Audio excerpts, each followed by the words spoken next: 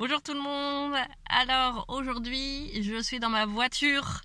Alors par conviction, c'est un moyen de locomotion que je n'utilise que très peu, mais des fois, eh bien j'ai besoin quand même encore d'aller d'un endroit à un autre, et c'est un outil bien intéressant de transport pour aller vite et pour aller où on veut, quand on veut, et c'est la liberté.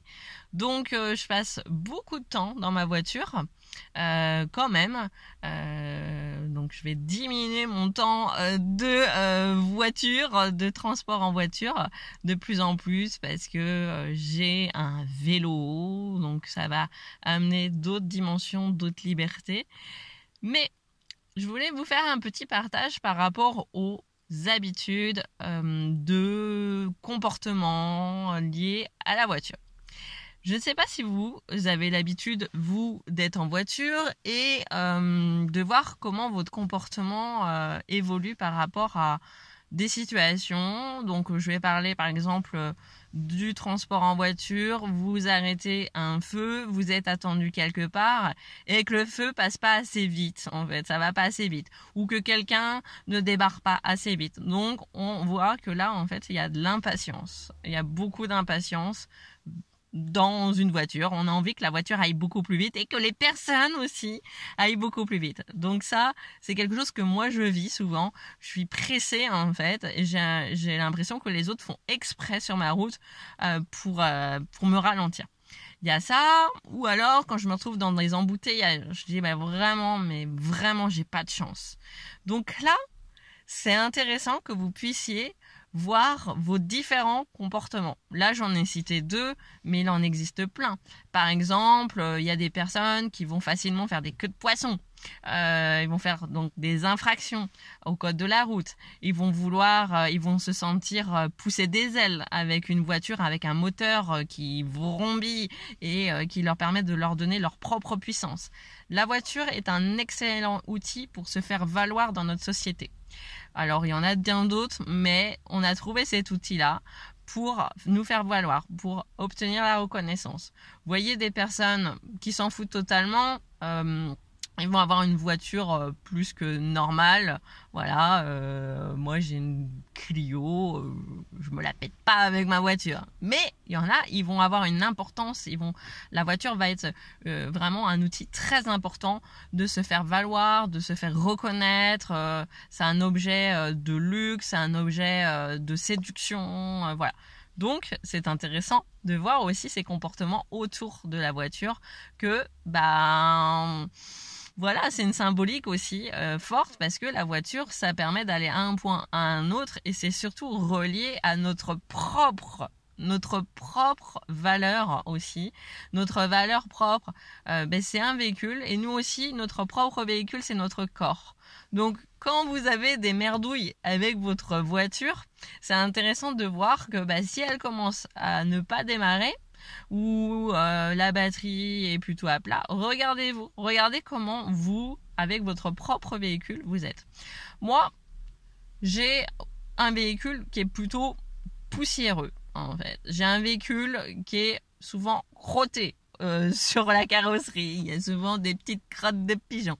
À l'intérieur, c'est un peu le bazar, en fait. Ça va être l'endroit où je vais transporter tous mes, on va dire, alors j'aime pas trop laisser des déchets. C'est pas mon truc, j'aime pas du tout ça.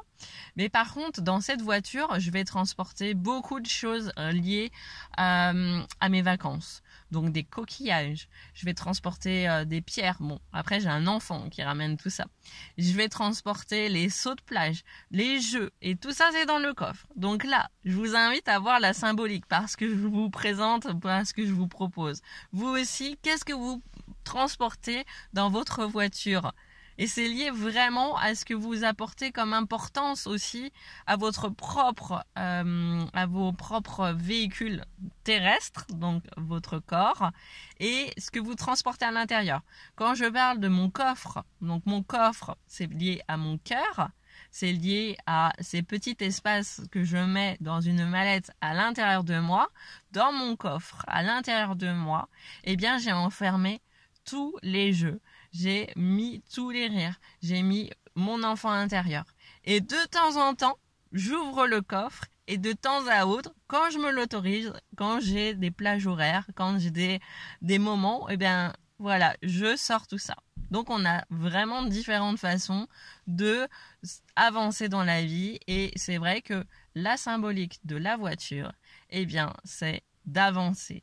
C'est la projection vers le futur. Et il y a quand même des endroits dans notre voiture qui révèlent donc le coffre, c'est l'arrière de la voiture et donc c'est lié au passif. Mais je pourrais vous en dire plein de choses, mais je vous invite vous à regarder comment est votre voiture, dans quel état elle est, si elle est toute cabossée et comment vous en prenez soin de votre voiture. Bon, là on sort de la dimension écolo, mais c'est ce qu'on pourrait faire pour tous les objets qui sont dans notre vie. Donc ça c'est une forme de regard qu'on peut apporter sur ce qui nous accompagne au quotidien. Moi, ma voiture, elle m'accompagne encore pour l'instant au quotidien. Je peux même lui parler des fois parce que c'est ma petite Titine. Elle a c'est pas la tétine, mais c'est ma petite voiture qui m'a accompagnée depuis 10 ans et j'en prends soin, je lui parle, voilà, comme tout. Après, c'est une histoire de vibration. Et ma voiture, elle n'est jamais, elle a toujours été en forme, elle a toujours fonctionné à merveille. Et si je ne m'en occupe pas, elle va tomber en panne. Si je la laisse dans un coin, voilà. Et c'est pareil pour notre corps. Si on ne vient pas faire des révisions très souvent avec des personnes qui peuvent nous accompagner, si tous les jours on n'est pas dans le positif, si on n'est pas dans un sommeil, dans un repos, si on n'est pas au contraire dans une expansion vers l'extérieur, on va pas faire pousser le moteur un petit peu plus. Si on n'apporte pas d'énergie à notre corps, notre corps va développer des maladies en fait, des maladies, des pannes. Et voilà. Donc je vous invite à vous inspirer des voitures, de la voiture, de votre véhicule de transport et cela pourra faire un parallèle avec votre corps. Et si toutefois vous n'avez pas de voiture, je vous invite à aller plutôt regarder un objet qui vous accompagne au quotidien et comment vous le traitez, comment vous lui donnez de la valeur, comment vous lui faites confiance, comment vous lui parlez. Ça peut être autre qu'un objet, ça peut être une plante, tout simplement. Voilà, ça peut être, tout simplement, c'est important, une plante, c'est encore plus vivant d'ailleurs. Mais je vous invite à voir comment vous pouvez être en relation avec les choses qui vous accompagnent. On ne parle pas d'humain. Voilà, on parle vraiment de quelque chose dont on se sert, ou en tout cas, on va y apporter un soin particulier.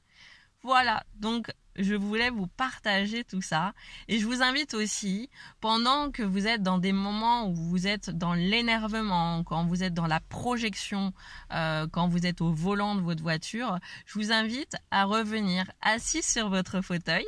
Donc ça peut être une forme de méditation, assis sur votre siège de voiture et bien ressentir les appuis de votre fessier, des cuisses, des pieds sur les pédales, du dos sur le siège, le moelleux, le dur, les inconforts éventuellement. Et je vous invite à aussi sentir vos mains sur le volant de votre voiture, le frais, le plastique sur vos mains.